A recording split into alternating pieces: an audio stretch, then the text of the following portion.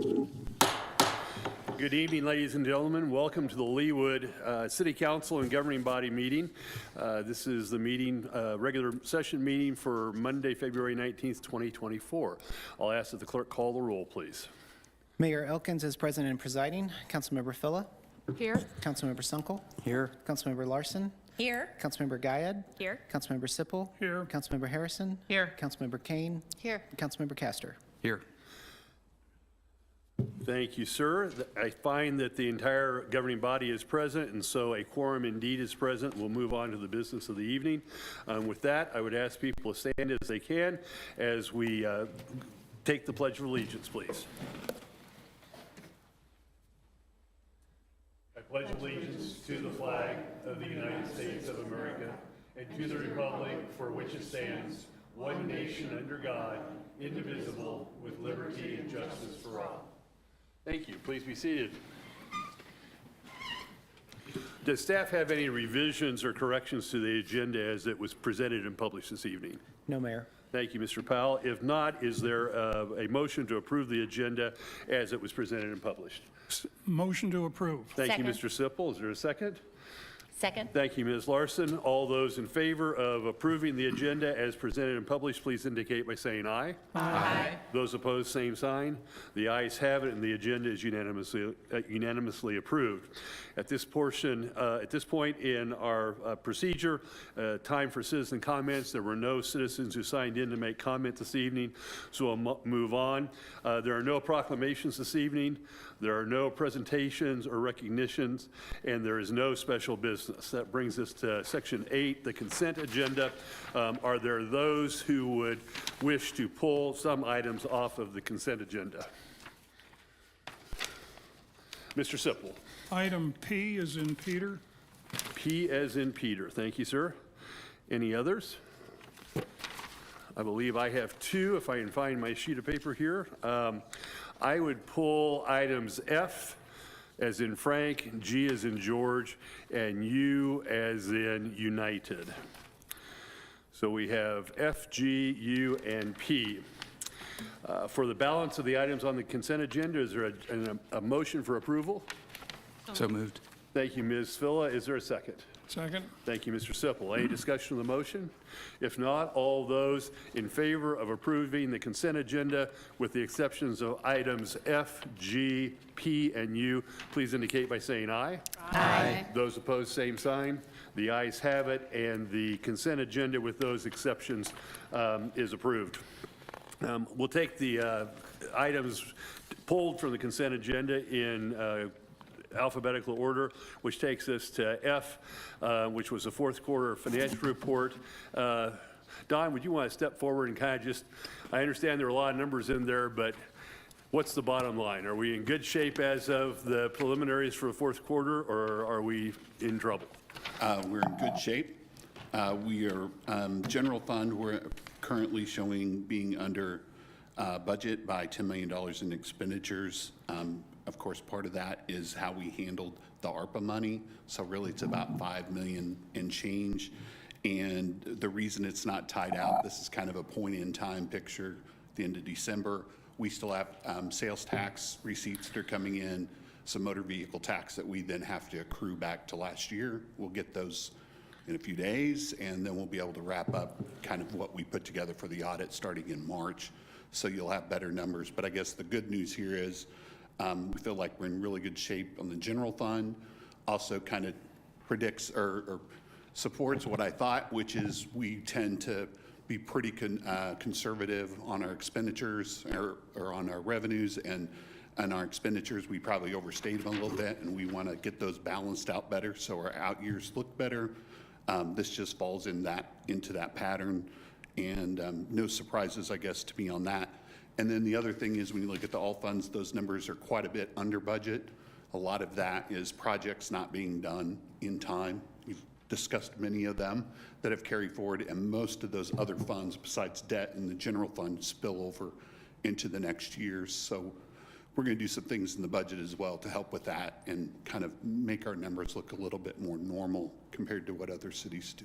So based on what you know right now, you would expect the sales tax revenues to come in about where you expected them for the balance of 2023? Yeah, I think we budgeted at 1.5 or so percent increase, and I think we're going to be right in that range between sales and use. Property tax is a little bit less than we expected, but not out of the norm, and I think, 0.6% overall. I think that number total will go up because of mill levy and sales tax, but not a lot. So this is all new for me, but is it fair for me to expect that ballpark, we may come in at the end of $4 million to $5 million ahead of where we budgeted that we would be to the good? Or is that? I hope we don't continue that trend, Okay. honestly. I would rather us be somewhere in the $1 to $2 million, and we kind of know what that money was set aside for, that we're a little more accurate. And it just takes a couple of years, obviously, getting here, finding what some of those trends are, and then building those into the budget. We are different than many other places I've been. We have a lot of capital expenditures in our operating budget. We show them. I think once we're able to divide those out, you'll see that we'll be a lot closer to our regular operating budget. But for those are actually budget issues looking forward, looking back to 2023, that's ballpark where we kind of expect to land, do Yeah. you think? Yeah. Okay. And again, that's a much better place to be than you telling me that I'm $5 million behind, so. Yes, yeah, could be worse, much worse. So, Any other questions for Mr. Cobby? Again, we appreciate the work that you've done. You've been here not even a year yet, I don't think, and the reporting is a great improvement. And now as we narrow down into additional precision, we appreciate the work that you're doing. You bet. And then the second item that I had, as long as you're up, Don, is item G in our appropriations ordinances or resolutions. There was a large payment to I think it's called the United Community Services, $385,000. That was something that was new to me. It may be new to our three new governing body members. So if you wouldn't mind just giving us a run through of how it is we end up paying $385,000 to United Community Services, I'd be grateful. Sure, glad to do that. There's really three pieces. You're seeing two of those that annually go to Johnson County U.S. United Community Services. The first is a special alcohol fund money. We receive those receipts, liquor by the drink receipts go to the through the state. When we get the money back, we have to split it three ways: and general fund, special parks and rec, and then that special alcohol fund. And that's by statute, right? And that's by We're statute. obligated to spend the money So- in that fashion. Yes, so that third then needs to be spent on programs. We spend some of that money internally on DARE, our DARE program, and SRO program, and then we also spend, and I think there's after graduation and a couple of smaller things that we give money to, and then the rest of it, which is about another half or so, we would give to United Community Services, which goes to across the county, but eligible for individuals in our community to go to those treatment services that are offered. And there's a long list in there that you can look at how that's split out. I described, at least I describe it as the United Way of those kind of services within the community for Johnson County. They're able to set priorities, kind of look at the effectiveness of programs, and it's something that each city doesn't have to do. And as far as I know, every city in Johnson County participates in that program, has somebody that serves on that board, and then helps make those decisions. So this year, the number is higher than it has been. It's at $300,000. My understanding was that during COVID, we pulled back our contribution because we were worried we were going to have a large drop in receipts in Leawood. That didn't come to fruition as much as we thought. We had some extra money than we would normally have, and we're paying it kind of this year. Normally, $250,000, somewhere in that range, is probably half of the amount that we get every year would go towards something like this. The $85,000 is for the opioid settlement fund, and that is the state, or I guess nationwide lawsuit, where the state is coordinating lawsuits against the opioid company or manufacturers. That money then is distributed by formula. The amount we're supposed to receive for this year is 80, or I think it's 90 some. They're asking for $85,000 of that to provide to them. Again, the services have been defined, how it's going to be used. There's reporting that goes along with that. And most of the cities, I believe, in the county all signed on to that as well to let UCS administer that to make it simpler across the board. So that's a kind of the first, I'd say the first time. This is a lot bigger than it was last year. Do you know, is that opioid settlement fund a continuing source of revenue, or is is it actually settled and this is our share of what we got? I would probably let you have Patty maybe answer that, because I'm sure she's involved with it, but I know that there is some money up front, but how long it would go on is definitely, it's limited. There's lots of different companies, and normally it depends on what each settlement is. And the Attorney General works with the League of Kansas Municipalities, who works with us, and we work with UCS on the distribution. So an amount, we should expect, I assume, some amount over the next several years. It will not be a forever type of. So it's not globally settled yet, they're still settling with No, individual each companies? individual. So some companies are very small and the amounts are very small, and obviously some are a little bit bigger. So. Thank you, Ms. Bennett. And Mr. Kelby, you talked a little bit about the sustainability of this. Is there an expectation that the revenues from the alcohol fund are going down? Is there a trend there, or? The sustainability issue is this 1-year jump from the 200 and some range to 300. If we look at what we're spending internally on our programs that we have right now, and then what we can provide to the program based on our projected revenues, that's where I get the $250,000 number. Alcohol revenues actually have gone up quite a bit since COVID, and they did pretty well during COVID. I guess carry-out drinks helped a little bit with that. So, but I think that we're seeing a trend, and as long as they're of those services kind of being in that range of $1.5 million a year in total, and then split 3 ways between the 3 funds. Thank you, Ms. Phillip.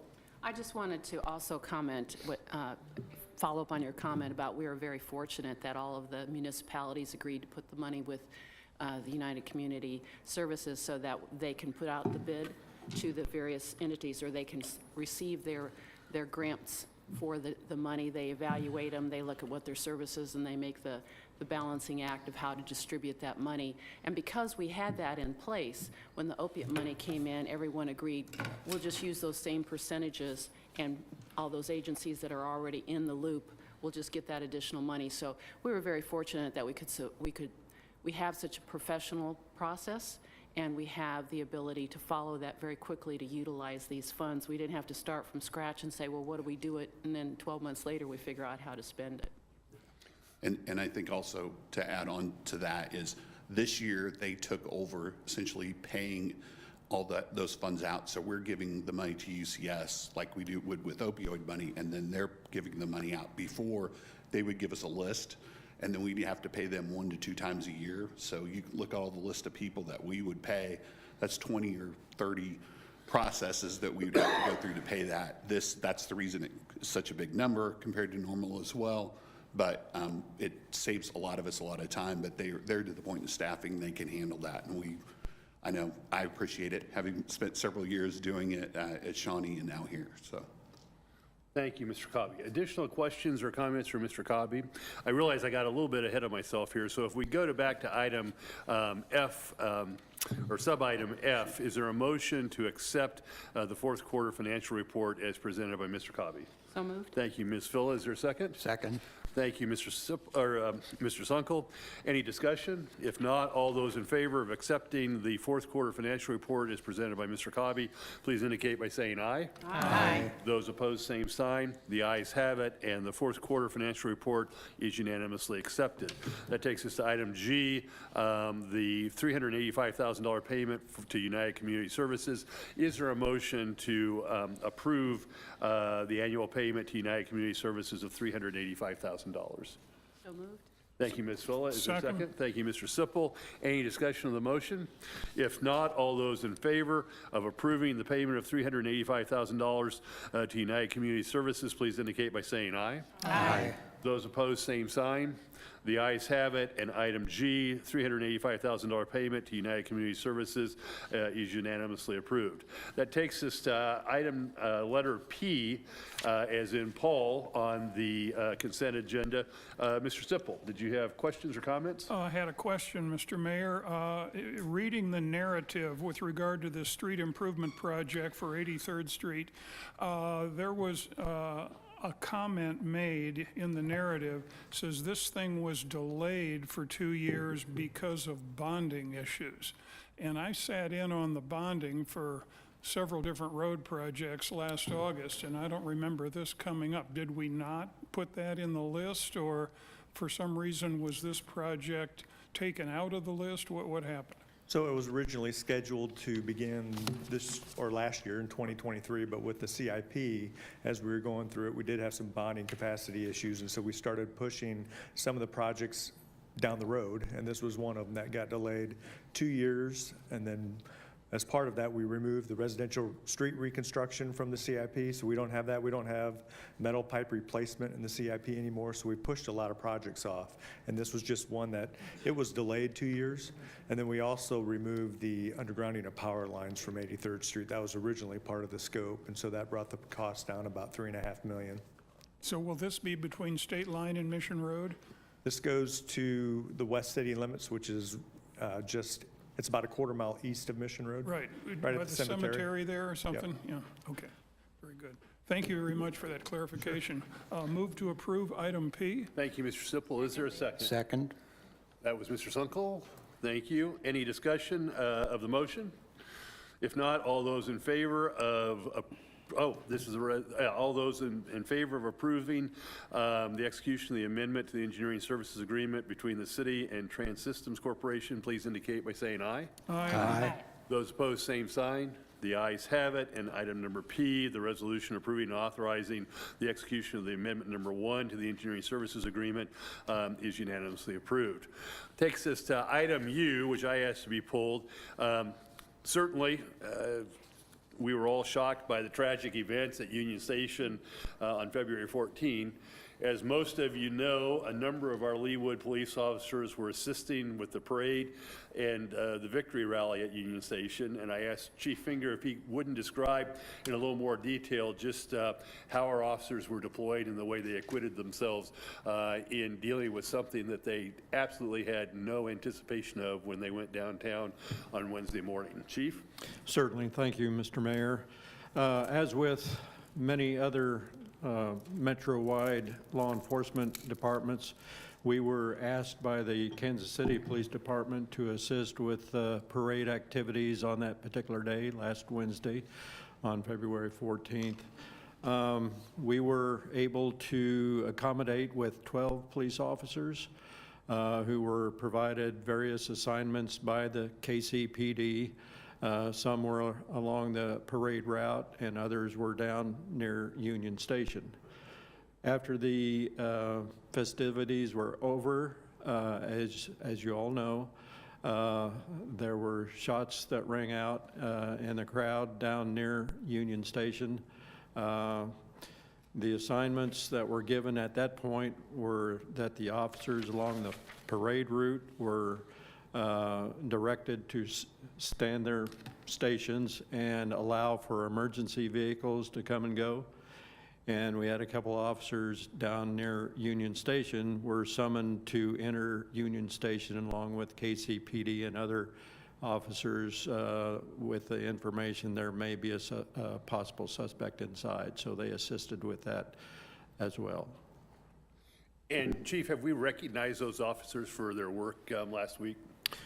They were recognized, all of them with letters of commendation, yes. Well, thank you. I think it's just a cautionary tale that with our officers who serve the public, they truly never know what it is that they're walking into. I suspect that most of them felt like this was a great opportunity to participate in a celebration and to yet serve the public by making the parade itself safe, never having anticipated that they'd be responding to shots fired. But please extend our thanks and congratulations to them for, pardon me, the way they acquitted themselves in this really extraordinary time.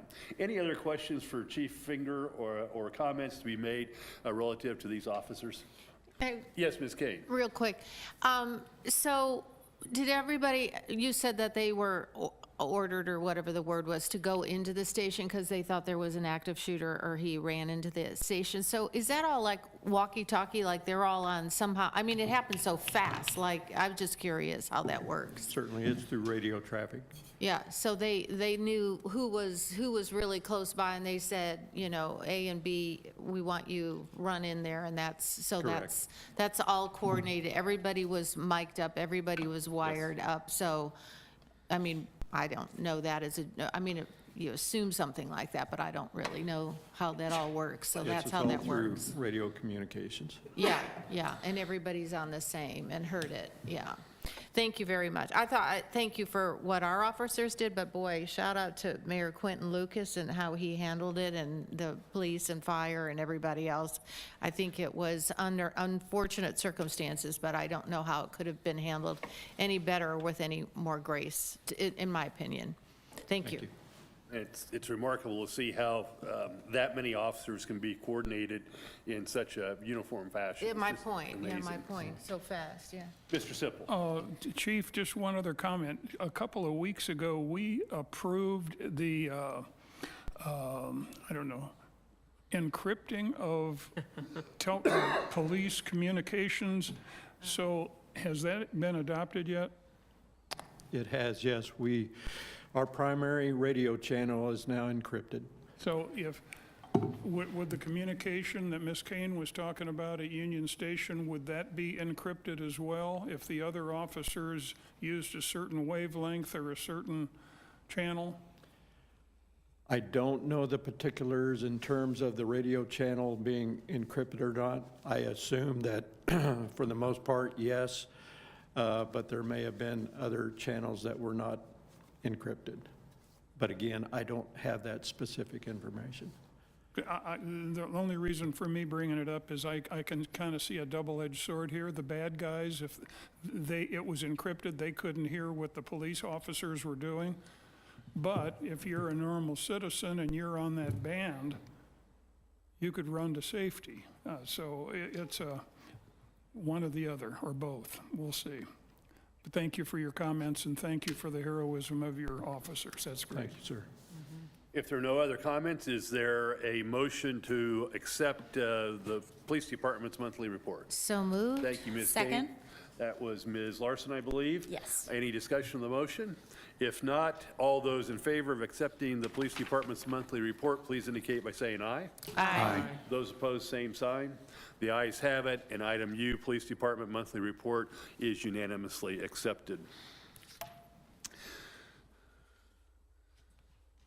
That takes us to the mayor's report this evening. I have actually 3 items on my report. First, I note that I attended the Greater Kansas City Mayor's Prayer Breakfast on February the 13th, 2024, where I joined many of the Metro KC area mayors and the business community to hear the remarks of Pat McCowan, co-founder of McCowan Gordon Construction, concerning the importance of relationships to the functioning of both municipal government and business. Pat was extremely engaging, extremely interesting, certainly described a paradigm that's different than many when you're starting your own company up, and showed the success when you adopt that if you will, kinder, gentler paradigm, and the success that business can have in that context. Second, on February the 15th, I was honored to join council members Larson and Zunkel at the ribbon cutting for Billy's Grocery at Ranch Mart North. Billy's has been a longtime fixture, as many of you know, in Midtown Kansas City, Missouri. My wife and I have made numerous trips to Midtown to enjoy their lunches as well as their baked goods. And we're just pleased that the owners have returned to what I didn't appreciate, and that is that this was the hometown. Leawood was the hometown of the daughter that now owns and operates Billy's Grocery, and she was very happy to return home. She's Shawnee Mission East graduate, and so she's very close to home at Ranch Mart, and we had a great conversation about what Ranch Mart looked like several years ago, and I noticed that some of the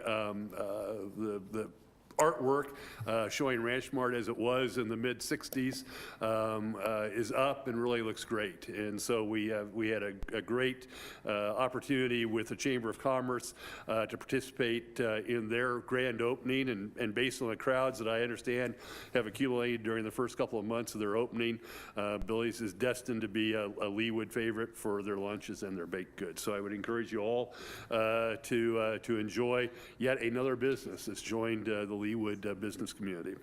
And last, just a reminder, and this one I say a little bit red-faced because I'm still not quite used to the attention, but I'm told that I need to remind you all that I'll be reporting on the state of the city at Vista 135 at Ironwoods Golf Course on February 29th at 11:30. We'll be taking that opportunity to celebrate Leawood's accomplishments in 2023, of which there are many. So I look forward to seeing you all there, and I don't look quite so forward to making such a long speech, but I'll try to keep it at least a little bit interesting. That concludes my report for the evening. Are there any council member reports? If not, we'll move on to committee recommendations. The council calls the ordinance amending section 16-2-6.4 of the Leawood Development Ordinance entitled MXD Mixed Use Development District pertaining to required use ratios and repealing existing section 16-2-6.4 and other sections in conflict herewith. Mr. Klein, would you like to proceed, please? Yes. Mayor and members of the governing body, this application is with regard to changing the use percentages that we have within the mixed-use development district. And so it's actually changed a couple of times. When it originally was done back at the end of 2002, we had a minimum of 30% commercial and a minimum of 20% residential. And of course, you had flexibility within that. There's been a number of times that we've come back before the governing body as far as to request a change to kind of respond to market conditions. At one point, we had as far as a minimum of 20% office, minimum of 10% retail, and then minimum 20% residential. And so that changed a little bit to kind of respond to retail having a little bit harder time, and then we did another adjustment that actually took it to what it currently is, which is a minimum of 15% office, minimum of 15% residential, and a minimum of 5% retail. We've heard a lot as far as from the development community, and we've also had a work session with the governing body with regard to how office market is struggling right now. And so we're trying to respond to that again with regard to changing the requirement to more or less commercial, which would include as far as office and retail, to being a minimum of 20%. However, no less than 5% could be retail, no less than 5% could be office. I know the development community is still, they'd like to see that reduced down as far as a little bit lower. I believe that they were kind of suggesting as far as that we take it down to commercial being 5%. And the only reason staff is a little concerned if we did that we might end up with just kind of very heavy in one section of the market as far as maybe the residential or because the retail and the office might be struggling a little bit more. So that's what's before you tonight, and I'll be happy to answer any questions. Questions for Mr. Klein? If not, I note that there are a number of members of the development community here this evening, and while it's not indicated on the agenda, I would ask if there's anybody from the development community who'd like to be heard on this change to our mixed-use development. It would appear that Mr. Musel would like to be heard. You could state your name and business address for the record, Mr. Musel, even though you're quite familiar. We'd appreciate it for our record. Mr. Mayor, Greg Musel with Rouse Freds, 5250 West 116th Place, Suite 400, Leawood, 66211. I'm here with Mr. Kenny Zhao, who's in the back that the returning council members will recognize from the Oxford Promenade project at 135th and Mission. We're here simply to thank you for this step in what we believe is the right direction. We're not sure it's enough, and I don't think anybody knows if it's enough at this point, but the flexibility is helpful. to mixed-use projects, which are difficult, generally difficult in this financing atmosphere. And we're going to do our best to try to make that project work like we brought it to you, and we're proud to receive your unanimous approval. So thank you for this step. We think more flexibility might be needed in the future, but I want to at least acknowledge that we appreciate the fact that there is a step in the right direction. Thank you, Mr. Musel. We appreciate your comments. Yes, Mr. Sippel. Mr. Musel, before you sit down, what would you, and just for conversation purposes, think the ideal mix should be going forward for Leawood? You know, that an ideal mix, a practical mix, a feasible mix would probably somewhat be in the 10 to 15% commercial, I think, mixing office and retail at the same. And part of the problem with office and retail is you have a State Farm office go into a retail shopping center, is that office or retail? So I think the move to commercial as a general category is good. I think the minimums you could lower the minimums and still get what you want. Part of the problem is when you have a residential project, the square footage there is going to be so large compared to office and retail that it makes it hard to finance those other ones. And so I don't know that there's a right or wrong. I think we try it as we go forward, but I would think a better, more flexible, a better one for our project would be if you had 10 or 15% range of commercial, would make it easier to attract the tenants for both office and retail and easier to finance. Thank you for your comments. Thank you, Mr. Sippel. Other questions for Mr. Musel? Thank you, Mr. Musel. We appreciate your comments. Is there anyone else from the development community or the public in general who would like to be heard? Mr. Rainier, welcome. Bob Rainier, 9353 Cedar Reserve Drive, Prairie Village, Kansas. I came to speak to the Planning Commission a couple weeks ago, and I decided, this is the last shot at this. I'm gonna make my comments, and frankly, it doesn't affect me as much as it did 2 years ago. My friend Mr. Oda back here has taken over the burden of the property that my family owned. But my point that I want to make tonight is I think this is a bad policy. And again, there's not no negative against Mark, because Mark Klein does a great job, and I think he's trying to do the best he can with what has been traditionally the policy within the city of Leawood. But the reality is, and I think most of you know this, but if you don't, I'm going to make sure you do, that there's no other city in Johnson County that has percentage allocations. Everybody understands mixed use. Mixed use is multiple uses. There's 4 or 5 different categories, and it's basically a different mix of those various categories. Every parcel of ground is different from the next parcel. That percentage allocation for 135th and State Line is nowhere near what it is much different than what it would be at 135th and Row or 135th and Knoll, or at 89th and State Line. To put that in policy is just going to, frankly, you're going to be talking about this every year or every other year for ad infinitum. I just think it's a very bad policy, and I want to make that point. And the other thing that I was thinking about, actually, I thought about it on the way to the Planning Commission meeting last week ago. I lived in Leawood for 30 years, and I'd still be in Leawood. It was my choice, but there's another lady that lives with me, and she has a voice in this thing as well. But she really fell in love with the Meadowbrook subdivision, so we moved there and built a house there, and that's where we live now. The really fascinating thing, and I want you to think about this, really think about this hard. I don't think there's hardly any of you that would disagree that Meadowbrook's a really nice mixed-use, very nicely thing. It'd be the kind of development you'd like to see in the city of Leawood, but in this ordinance, you couldn't build Meadowbrook. in Leawood because of the percentages you put in there and the things. And, you know, the changes in the market. We've already talked about, you know, office.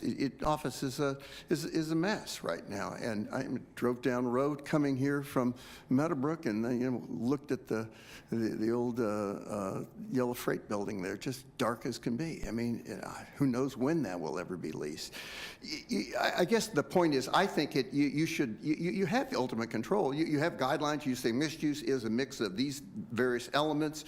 You know, it has to be appropriate for the location and for the development. And I think, you know, you ought to give yourself and frankly, Mr. Klein, a little more flexibility so that they can look at other things as they come in. And I just think that would be the right thing. And the one thing I wish I'd said, you know, at the Planning Commission is that, you know, what I guess my ask of you is that, you know, if there's a majority of you that feel that way, that you remand this back to the council or the Planning Commission to talk about it some more.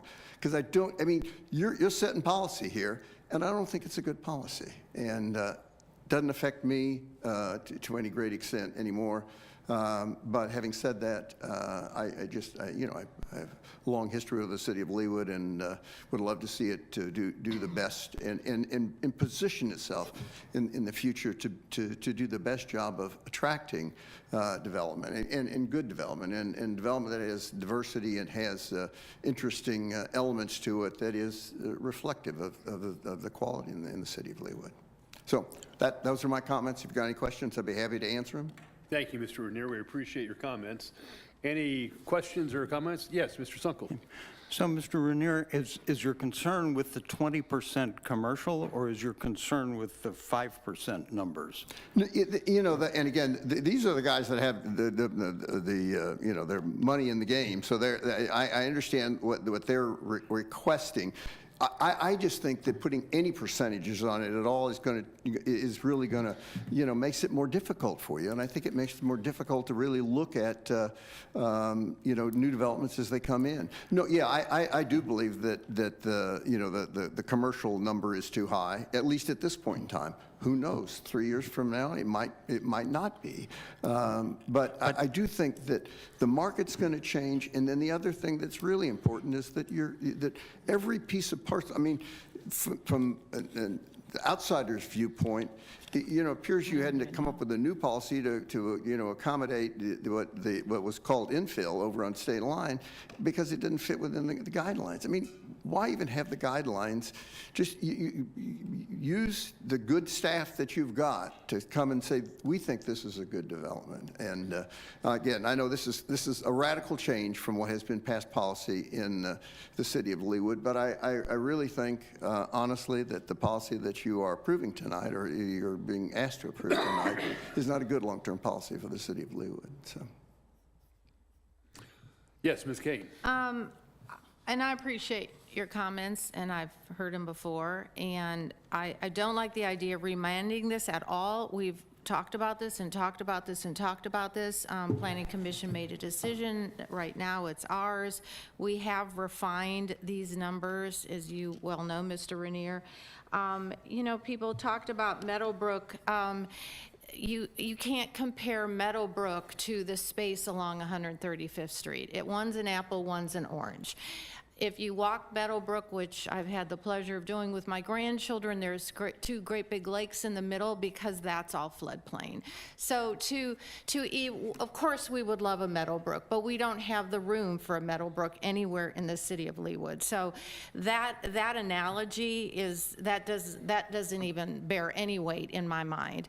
We've had the 135th vision for decades now, and we keep refining it. I do believe staff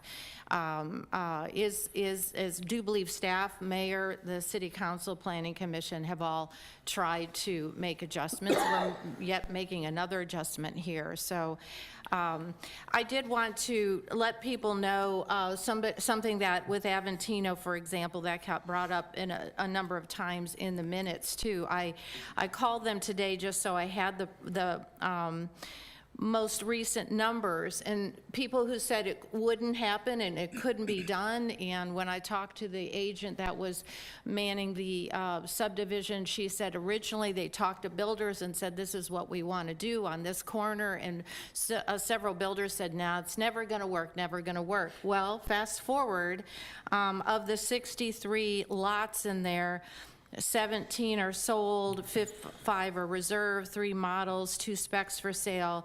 15 builders own the lots, and that leaves only 21 available for sale. The average price in there is $1.5 million. So for anybody to say that it wasn't, I know there was a lot of naysayers, but it's working. And as they say over there, they're marketing it as a home run for the city of Leawood, and I would emphatically agree with that. And the shining pearl on the corner of 135th and Row. So I hear you, I respect you, everything you've said, but this has been a long process that we have been adjusting. I don't believe it's a fair or an accurate statement to say the city of Leawood has not tried to respond and has responded as things come to us. So I want nothing more than Oxford Promenade to be successful and to be developed. That's another pearl in the city of Leawood that if you come, we're fighting for you. But we're not fighting for a sea of apartments, as you well know. And so, you know, I will fight, as you all know. I keep fighting to maintain the integrity of our city, and I don't think we need to be like everybody else. We're not like everybody else. And that's my opinion, and I'll keep fighting for that. So that's the new information. I do think there is a typo, unless I'm reading this wrong, on page 18, on line 1, 2, 3, 4, 5, 6, 7, 8, 9. Nine lines down, it says 15% of the total floor area designated for retail. I believe that word should be residential. As I was reading that, it confused me, and I think that word, I could be wrong there, but I think if I read that correctly, that word should be 15% of the total floor area designated for residential, but I could be wrong there. We'll ask Mark to come back up in a moment to address thank you. that. So, thank you. Mr. Ranier, thank you very much for your comments. As always, we appreciate it. Mr. Odo. Hi, Rick Odo. I would ask that you would look at the percentages of the commercial space to be dropped down to not more than 10%. I do believe it's going to be very difficult to hit the 20% mark for anybody. And, you know, Meadowbrook, yes, we're not talking about the lake or anything, they're just what was built. Only less than 3% of it was retail, and there's no office space in it. So keep that in mind. The other thing I'd recommend, I mean, with 20% commercial that's being asked for us to do, if you take my property that's got over 300,000 square feet of commercial space required of retail and office space, if you extrapolate that over the corridor down to Knoll, that would mean that we're putting on 2.1 million square feet of additional commercial space. And to put that in perspective, Town Center right across the street here is only 650,000 square feet. So you're asking for 3.5 times more than what Town Center is to be added, and I just don't think that's an ask that's feasible. So I think a lot of ground's going to sit empty for a long time before that happens. That's why I asked to at least cut it in half down to the 10%, and then we can re-examine from there as something that's more palatable for the developer group. If you would consider that or ask for questions, I'm here for that too. Thank you, Mr. Odo. We appreciate your comments. Mr. Klein, would you mind coming back up and addressing Ms. Kane's concerns with respect to the particular language in the proposed amendment? Yes, actually, it should be 15% residential, 15%, and then 20% as far as commercial with the 5 and 5. So, yes. Nice catch, Ms. Kane. She gets a gold star. Absolutely. You know me, I always read my packet. Pays attention to detail. Ms. Larson. Regarding Meadowbrook, isn't there a hotel in Meadowbrook? And a senior And living. so it actually would work with our ordinance because for a hotel, you get 50% credit residential and 50% credit commercial. Correct. So am I understanding correctly that it actually would work? And I would have to do the percentages as far as of the overall. They do have as far as the apartments. So it's a overall. large apartment complex. But I've seen the hotel, and it's a decent size. So anyway, I think maybe it might actually would work with our ordinances. Just a thought. You'd have to put pencil and paper, look at the numbers, so. Yes, it's, yes. And just one other thought on Meadowbrook. When we were first discussing the property on 135th Street, I think myself and others expressed an affinity for Meadowbrook and how it looks and the quality of design and all the green space.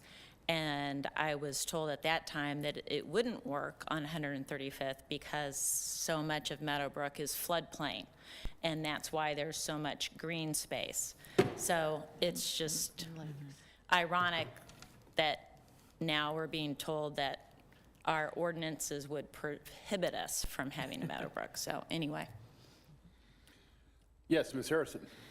Thank you. It is funny to hear something like Meadowbrook brought to the table so many times when it is for those who are newer to the council, and we all should know this, but it was a public-private partnership like no other the county has seen because it was a private golf course when it started. So they were starting with a different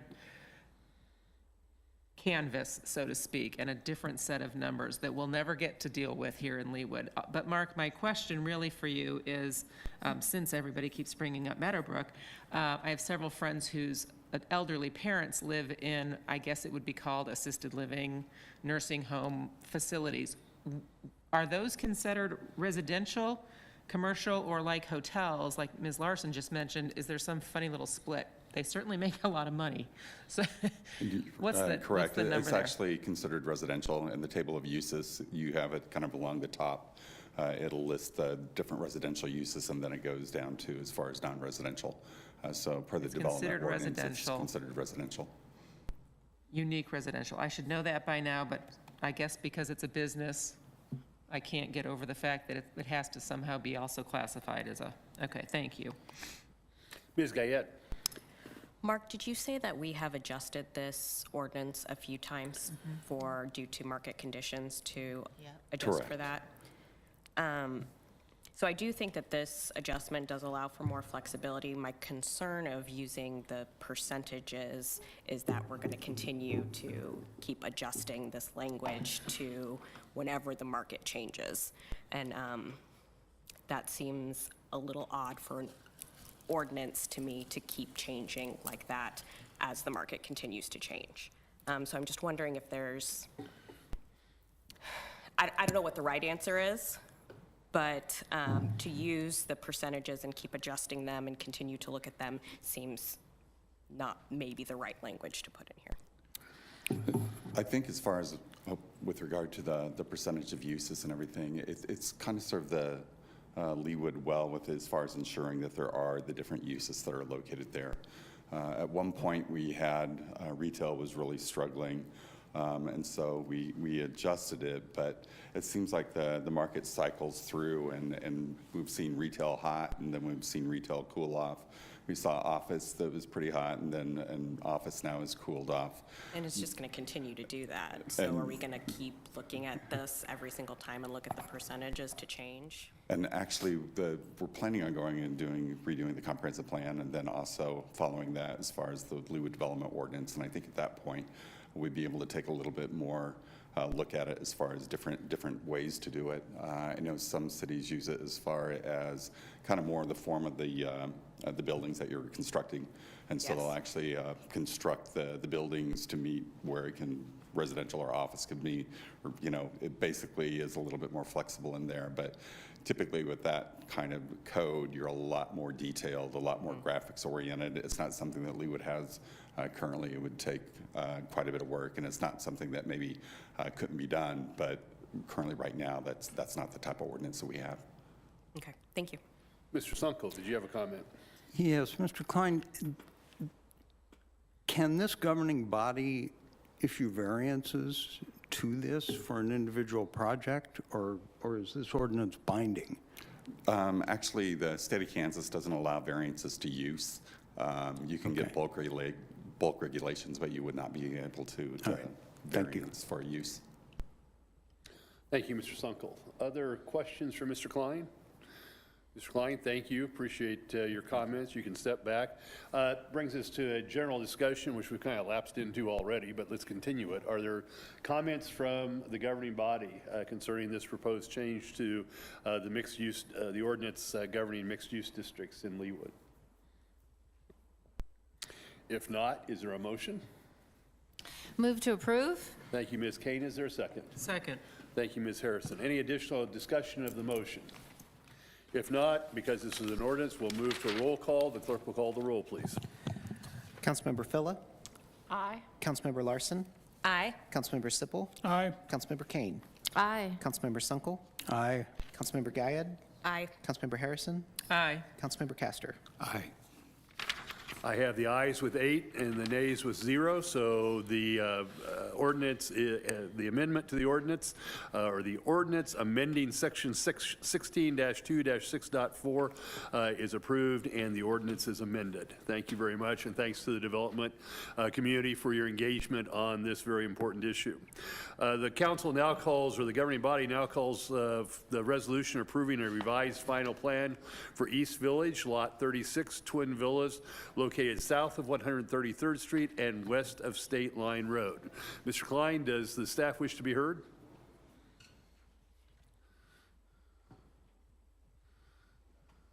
This application is before you with regard to the East Village, with regard to Phase 1, specifically the Twin Villas.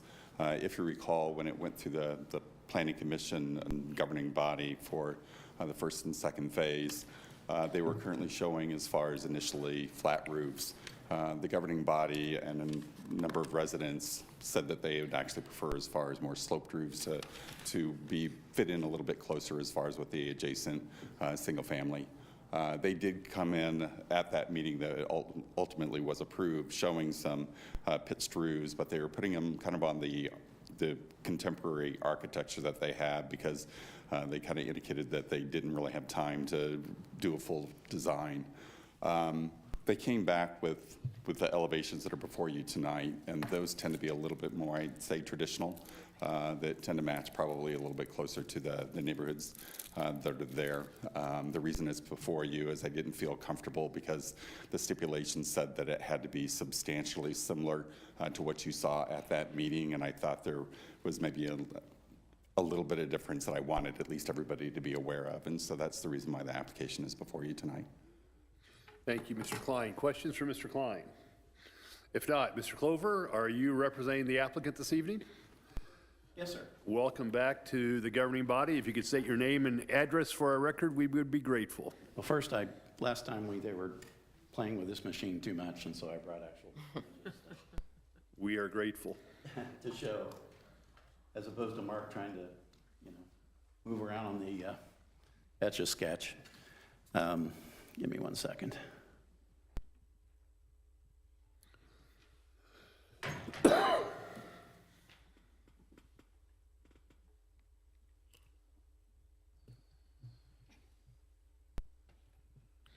Can't remember where it is.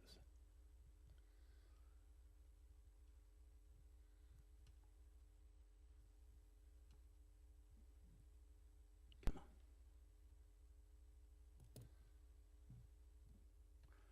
Thank you very much. Sorry, it took me a minute to get that figured out. Henry Clover, Clover Architects, 8813 Penrose Lane, Suite 400, Lenexa, Kansas, 66219.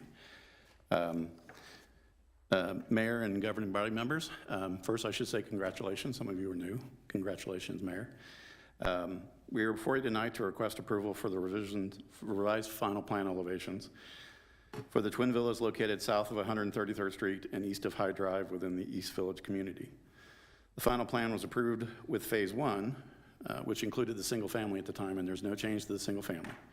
This is strictly for the Twin Villas. However, during the governing body, as Mark indicated, review, the final plan was changed from a flat roof design to a pitched roof, and was requested and approved, which was more compatible with residents to the north.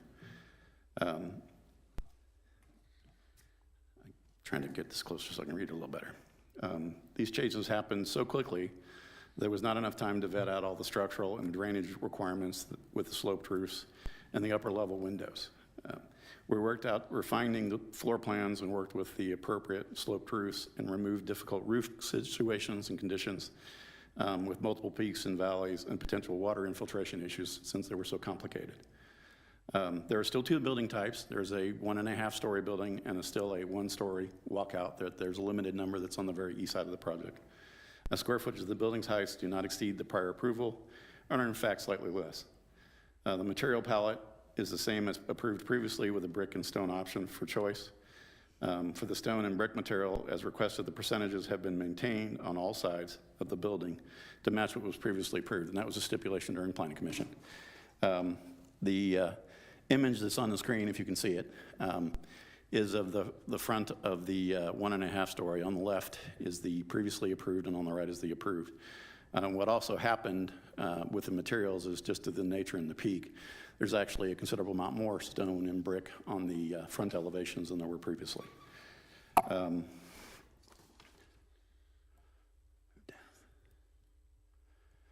This is the version with the brick version. On the left is the previous approved. On the right is the revised and proposed. You might also notice that we've got covered porches that we're installing as well. This is the version that looks at the walkout version, which there's a brick and a stone version on this as well, and there would be a brick and a stone for option. One item that I neglected to say is up in the upper right corner is the 3-car garage. The other thing we were offering is a 3rd-car garage option. The stipulation on there will still be met. The stipulation was that we not reduce the overall green space that was approved for this specific area. And any square footage is added for the options of the green would not do that. And also to stipulate there was already an excessive amount, or not an excessive amount, a greater than required amount of green space on the entire project. But we're going to maintain the green space in this area as well. There are still 12 units that would be required, and the first 2 you would see on the very left are the initial 3-car garages, but we wanted the opportunity to let people choose when they're buying them what they wanted. We do see that as a really good marketability standpoint. We are here to answer any questions you have. Thank you very much for your time. Thank you, Mr. Clover. Questions for Mr. Clover?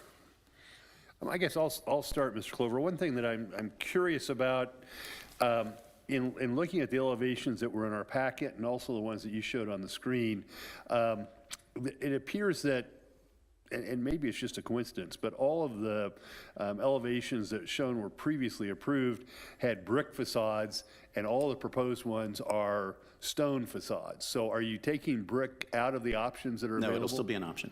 Okay. They will let them choose when they're purchasing the building, whether they want to be brick or stone or a combination thereof. So the changes here are really in the roof lines Yes. and the configuration of the buildings as opposed to the facades that are on the outside.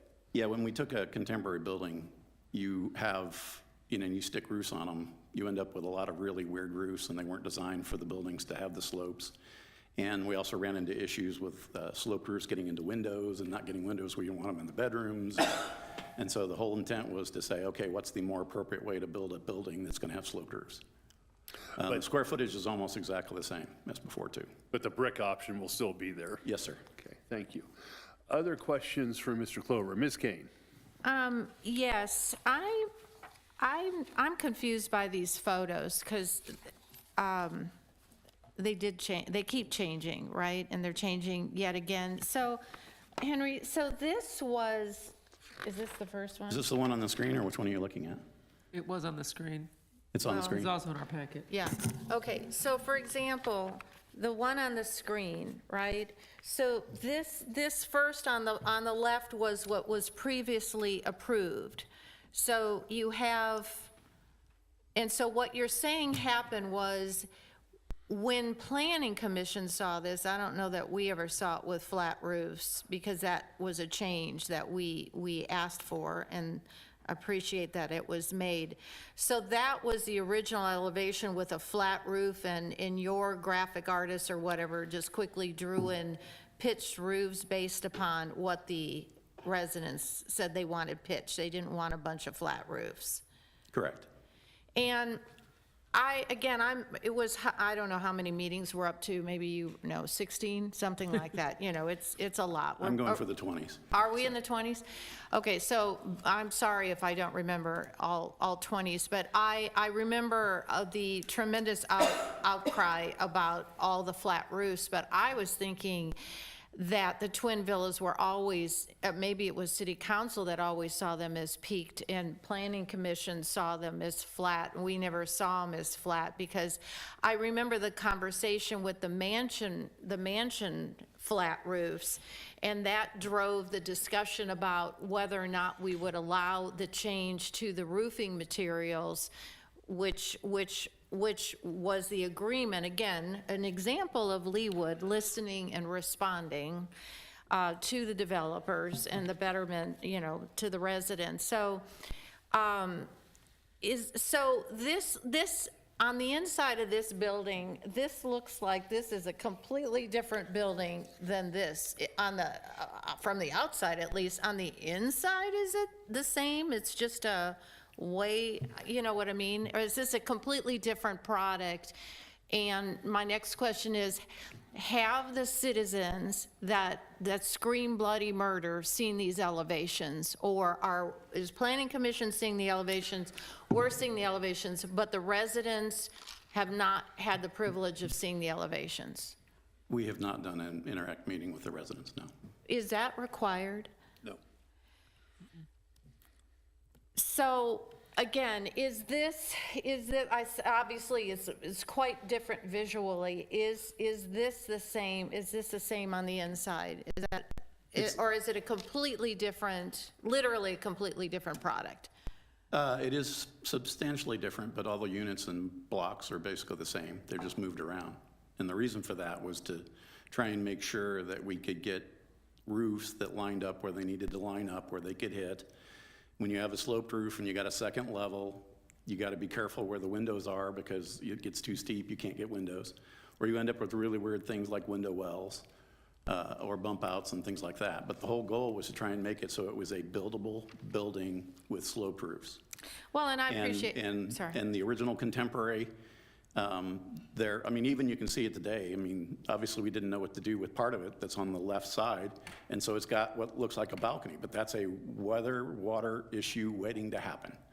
And so part of the goal was to try and avoid, yes, we could make this work, but it would be insane, because you'd be having so many stupid things happening on the roof and having to have flat areas that are partly sloped and roof decks that you'd have to try and figure out how not to leak. So you're creating all these issues that we didn't want to create. And I would agree with that. We don't want that. So it is a different product, and the neighbors haven't seen it. I think, to me, that's super important. And then one thing May I explain? Yes. It's the same blocks, units, number of bedrooms. It's just they moved around to make them work. Because you can see on the left, there's the garages all the way to the left, where we moved it inside so we could get a better roof slope and attachments and cover that corner. So it's the same parts and pieces, we just moved them around, and they're the same square footage almost exactly. They were within, I think, 500 square feet total overall, 24 units. And I appreciate what you're saying. I understand what you're saying. And then it says in their materials that you're trying to keep the price point to $850 as opposed to $950. And these are attached. These are twin villas, so Yes, they are. They are attached. Yes. So I've said this to you guys before. I don't know of any other attached villas in the city of Leawood that are at that price point. So that's something we need to be aware of, and we want you to be successful as well. You're approved, so we want you to be nothing. All right, I should speak for myself. I want you nothing to be successful. My next question is in the materials, it says one thing that wasn't mentioned was that the approved elevations didn't incorporate the masonry material on all 4 elevations of the unit. Now it appears as though it's only the front facade. So can you elaborate on that? That was a change between Planning Commission and City Council. They requested we make sure we have the exact same percentages. And so we went around the building and we, I mean, I felt about calling Mark even, because some of them were like I was being silly, because there are places you want to put stone and there are places you don't want to put stone. But we found a way to get it done and make it make sense. And so actually, every elevation now has at least as much, or in most cases more. The front elevation, for example, if you look at the numbers, was like 11% on the previous. The front elevation on this building is like 22% more. It's 22%. So it's literally double the amount of stone that was there before. Of masonry. Yes. But nobody, I mean, the general public, like myself, I don't know when I would go in to see the front elevation. We're going to, the bulk of the Leawood residents will see this back elevation, And they which all is have good. stone on them and brick again. And it's quite attractive. I mean, this one on the right is, in my opinion, way more attractive than one on the left. And that is, I know, try not to faint. Thank you, we agree. Try not to faint, Henry. I just gave you a compliment. But Thank you, Julie. and that's what people will see. I mean, that's what the general public, the same people that were screaming Right. bloody murder, will see. Again, in my opinion, I don't know what you all think, but that's quite attractive on the back. Well, Yeah. probably the bigger one to look at too was the walkout, because it has stone basically to the Right. first level. Right. So where's the attached part? I'm not, my brain is not going, okay, that looks like one whopper house. Where's the attached part? The building splits right at the peak of the roof, and that's part of the reason the peak of the roof is there. So Oh. that half is that person's and that half is the other person's. Yeah. So the shared part, a lot of times when you share with villas, you share, it's like the garage wall, and maybe a kitchen wall, you don't share. So what walls are being shared in this case? Are they, like, what are the rooms on the inside that the residents will be expected to share? It's mostly the closets and utility rooms. Yeah, Those so are it's, pretty much back to back. yeah, so that's done deliberately, right? So I was curious about that. I guess that's all I had, but as long as, I wish there was, but if it's not part of it, if the process doesn't dictate that we have what am I trying to say? Interact meeting or Thank a you. public. But of course, the public was invited to the Planning Commission, the public was invited tonight. And then our agendas are made public. So it's not that they were precluded from any of these meetings, right? And the numbers haven't changed, the masonry amount hasn't changed. Everybody's got the pitched roofs that they wanted, including the mansion-style buildings will have the pitched roofs as well, right? Currently, no, they have not changed yet. They have not changed. They're not changed from flat? No. They were approved as previously approved. But were they And they've already gone through, approved? they've already gone through final plan, so that's all approved. But Henry, were they approved with pitched roofs or with flat roofs? Flat roofs. Okay. Really? But that was on the interior, so I guess that's how that happened, right? That's all I had. That Thank- was part of phase 2 and 3, I think, if I remember right, but they were all approved. The last thing to get approved, and will come for you shortly, is phase 5 and 6. And we're making tweaks to that just because we've gotten interest. Good. And Ms. Kane, just for the sake of clarity, and Mr. Klein, correct me if I've got this wrong, because this is a revised final plan, even though it was an open meeting and was on the agenda for the Planning Commission, there would not have been an opportunity for a public hearing. Because the public hearing is only for the preliminary plan and not for the final plan. So similarly, here, I mean, we could have done what we wanted to if the public had chosen to attend, to give them an opportunity to be heard. But there wasn't, because it was a revised final plan, there wasn't a formal segment in the agenda for the Planning Commission to have a public hearing on. I just didn't want to mislead you when we said, when we talked about that it was available to the public. It was available to the public in terms of, the agenda being published just as the agenda was published here. But there was no formal opportunity either through an Interact meeting or through a public hearing to be heard. Well, I appreciate the record showing that what our procedure was and that we didn't violate our own procedure as far as being transparent to the residents. Absolutely. Your staff would not let me. Thank you, staff. Thank you. All right, that's all I had. Thank you, Ms. Kane. Ms. Harrison? Thank you. I would second Ms. Kane's comments. I think that these are going to look great.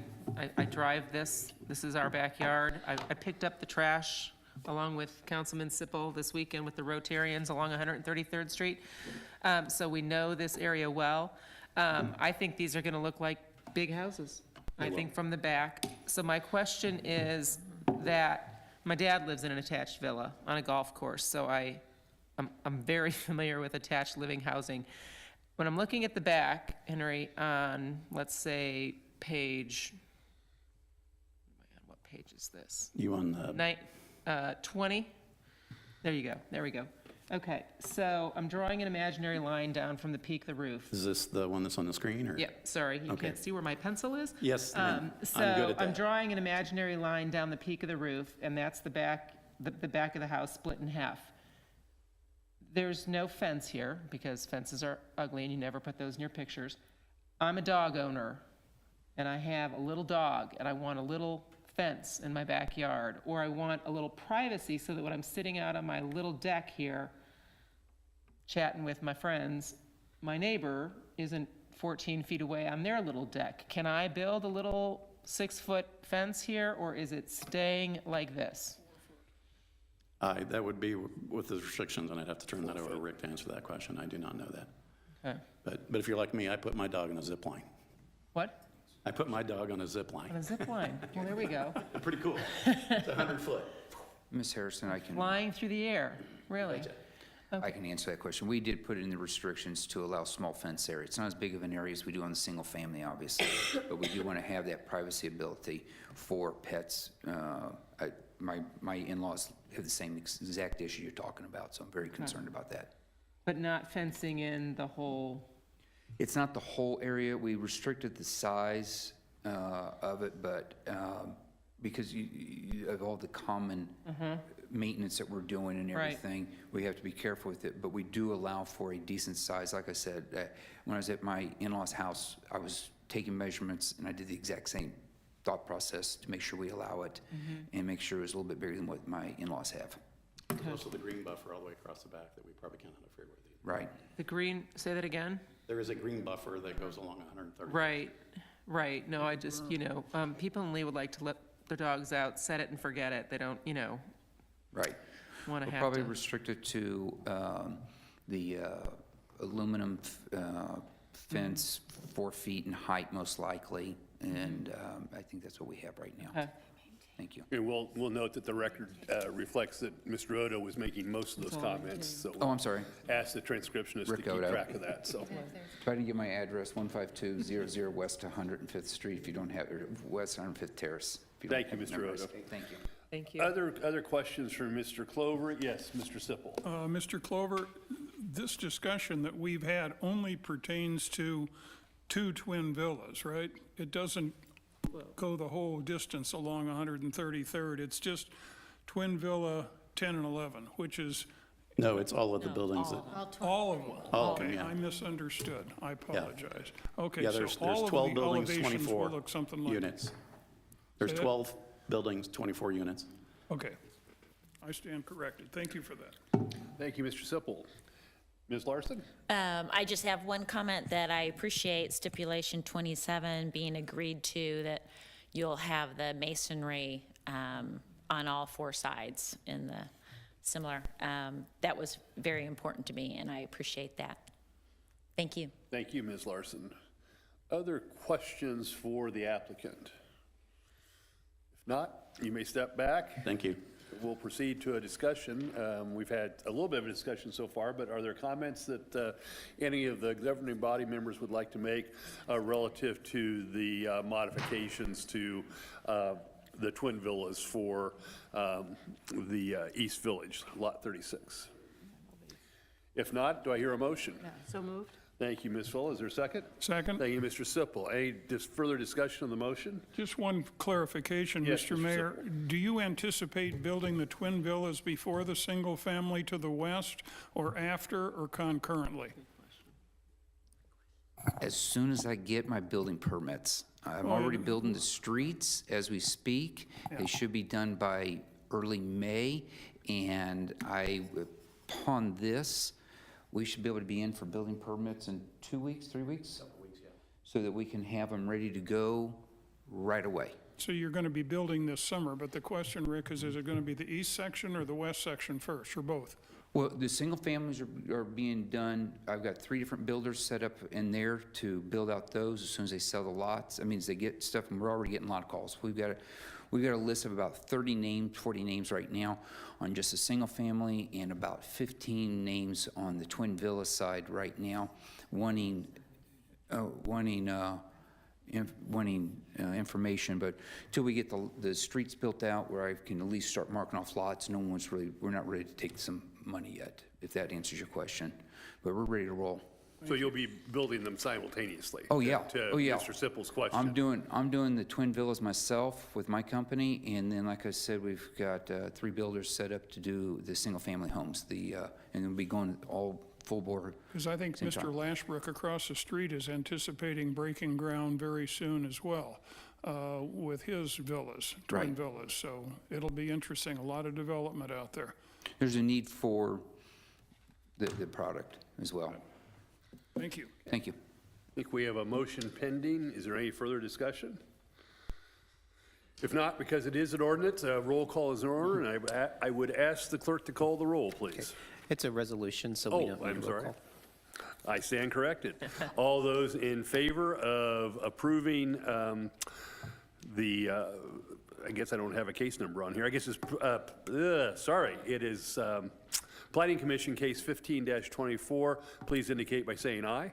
Aye. Those opposed, same sign. The ayes have it, and Planning Commission Case number 15-24 is unanimously approved. The council now calls Planning Commission Case number 10-24, resolution approving a revised final plan for Leewood Village/Leewood Heights located south of 86th Terrace and west of State Line Road. Mr. Klein, do you wish to be heard?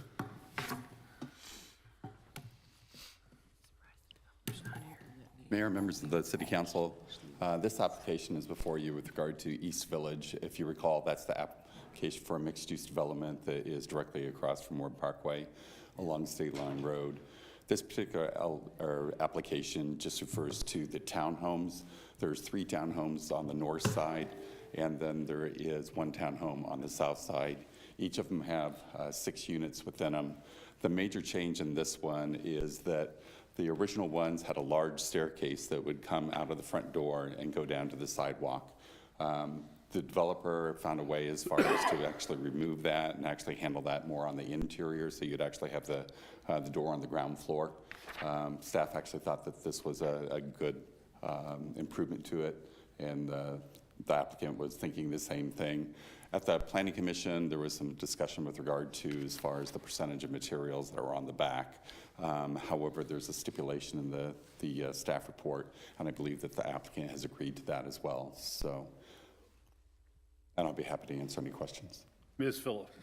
So at least, again, I'm still adapting to not having a presentation, and it's always hard whether it was paper or looking at drafts. But my understanding was that they felt that they would be adding $100,000 more by moving from stucco to having more brick. Was that it, or? I don't remember the $100,000. He was indicating as far as it would make it That was the last more one. expensive, Yeah. and it was on the rear of the house. And so currently, right now, the stipulation just requires that they keep the percentages of materials on the back that they were previously approved for. So it's really just and I have to say that if I were wanting to buy one of these units, I really like the fact they've enclosed it. So if you were literally visiting and it's pitching rain, they were going to have to come up the stairs to your front door in the rain, and now they can drop off, if you're going to have Uber. Or the ice or snow. Yeah, exactly. So I think that's a great addition, and there is lovely landscaping in the back of all of these townhomes to have a porch or a deck out the back will, I think, again, be more well-used than something on the ground. So I'm very excited about the changes. Thank you, Ms. Villa. Other questions for Mr. Klein? Ms. Kane? I'm excited about some of the changes. We don't have an applicant here tonight? He's on the Zoom he's call. on We'll be Zoom, hearing I from believe. him shortly. Oh, good, all right. I'm not clear where we ended up with the stucco. I read here that the staff is not supportive of replacing brick with stucco on the rear facade of the townhome. So how did that end up? I'm Yeah. sorry, I couldn't follow. Oh, no, there's actually a stipulation that they would maintain as far as the percentage that they're currently approved. So it'd be back to the masonry that was previously approved. And it's my understanding the applicant has also agreed to that. So there wouldn't be a change. On all four sides. Correct, and it was really the backside that the change was being made, and so that's the reason why you had that discussion, that a lot of the brick went away from the backside and was being replaced with stucco. Staff recommended that it be changed back to what it was originally, and the planning commission also kept that stipulation in there, that it would maintain the brick that was there. Thank you for making them stick to everything. Thank you. That's all I had. Thank you, Ms. Kane. Other questions for Mr. Klein? If not, welcome, Mr. Weltner. Sorry that you're not here in person, but it's good to see you on the Zoom. If you would introduce yourself, I assume you have comments that you wish to make. Yes, Doug Weltner, and 4520 Main, Kansas City, Missouri. Really, the only thing that has changed from the original final plan is the front stair. And as you can, I think, seeing the package that's been presented to you by staff, and staff was in favor of it. I think we were in favor of it, and I know Planning Commission was as well. Everything else basically matches almost to a T with the original final plan approval and all the materials as such. So I really don't have a presentation, but I can answer any questions. Thank you, Mr. Weltner. Questions for Mr. Weltner, Ms. Kane? Nope.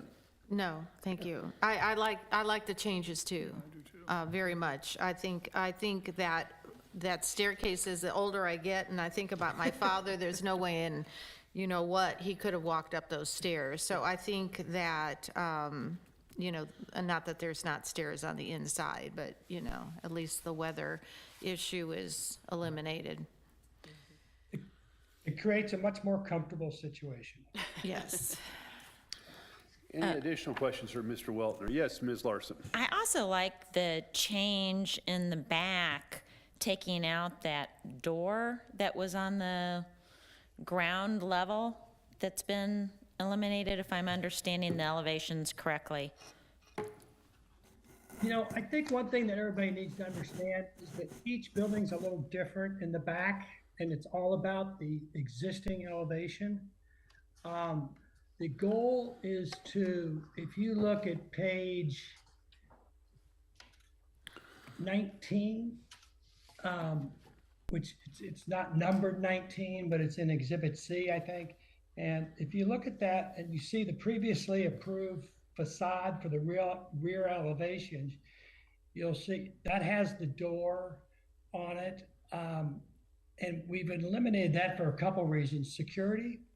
That's what I was thinking. That's why I like that it's been eliminated. It's just odd, when you have garage doors, they just always can be a problem that way. And the other thing is, we're trying to make every unit a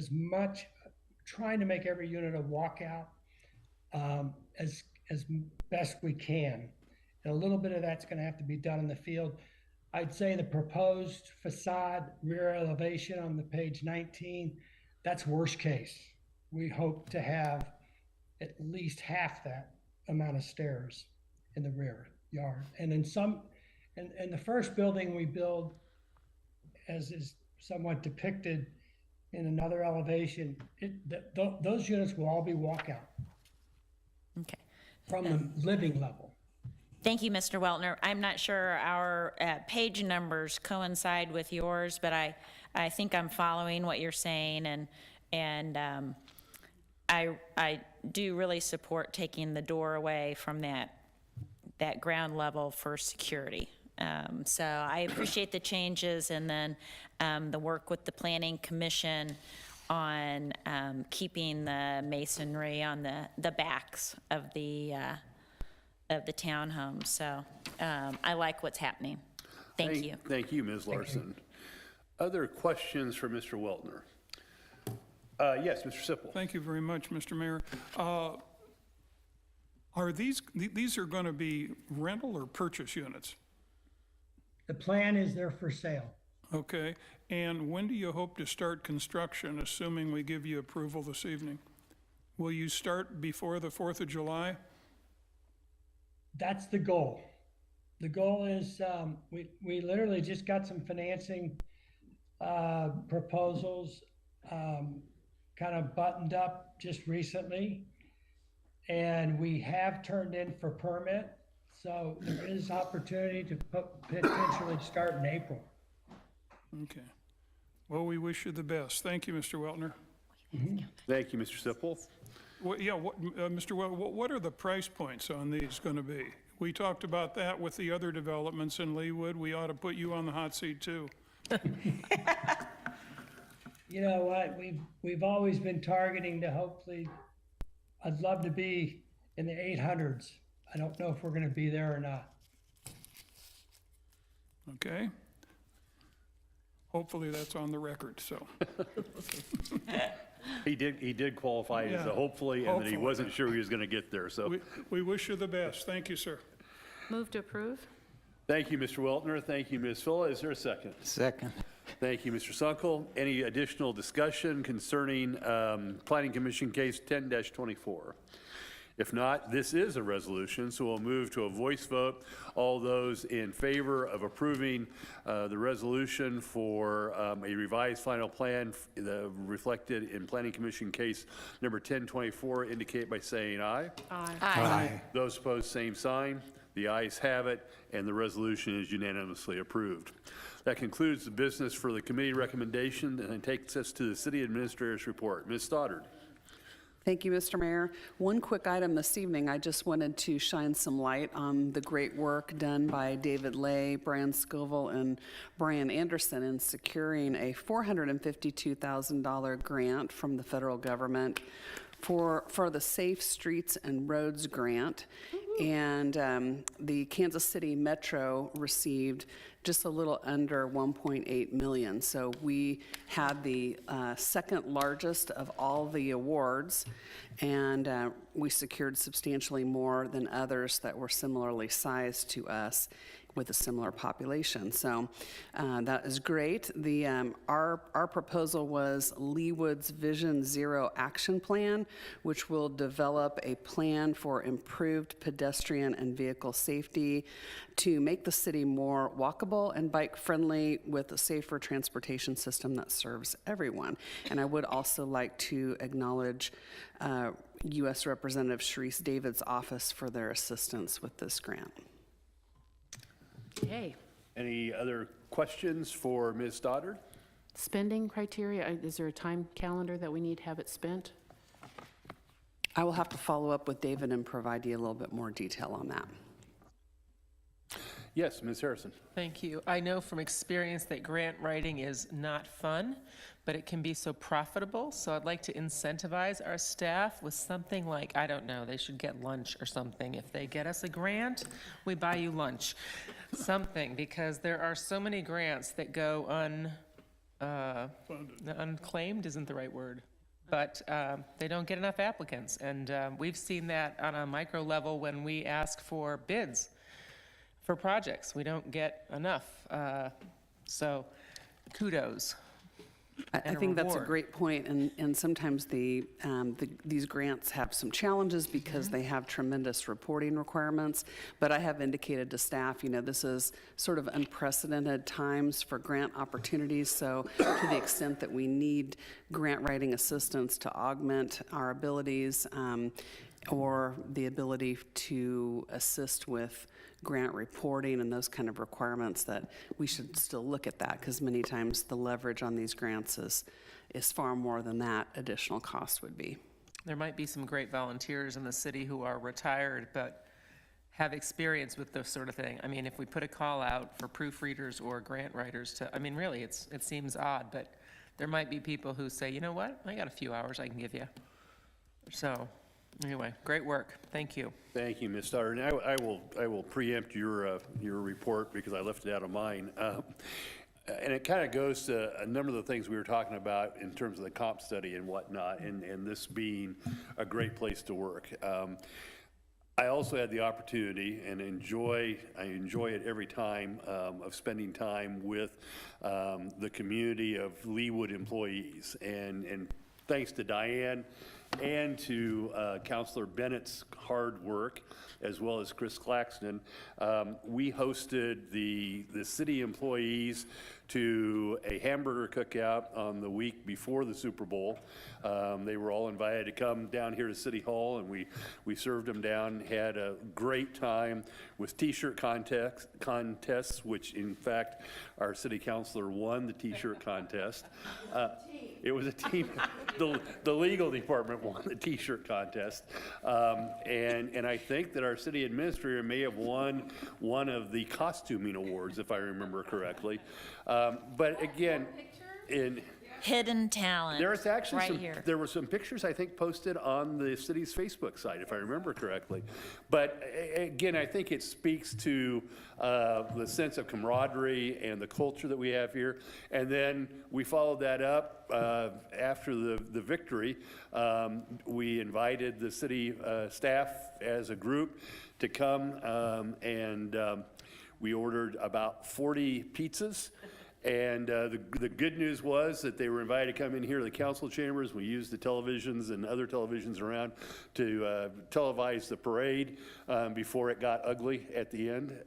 But again, it was just a great chance to see the community that are our city employees interacting with each other and frankly just enjoying each other's company. And I was struck tonight as we were talking about the culture that, especially that Ms. Fulla talked about. That's something that comes from the top of the leadership of the folks that are the department heads. And again, it was great to see the chiefs were there. By chiefs, I mean our chief of police and our chief of fire department. The real chiefs had something else going on that week. And to see our department heads there. So I just wanted to put that on the record as well, as seeing that we do try to do things that encourage our employees. And the best news is our employees react very well to that. So we have no old business, no new business. I think we've already approved the meeting schedule in our last governing body meeting, have we not? Yes. So just by way of information, we'll have a meeting on Monday, March the 4th, regular meeting at 7 p.m., and then we have another work session on Monday, March 18th, which relates to financial projections in the beginning of the budget process. Oh boy. And then we'll have our regular governing body meeting at 7:30 on Monday, March the 18th. Is there any other additional business to bring before the governing body this evening? If not, we stand adjourned. Thank you all.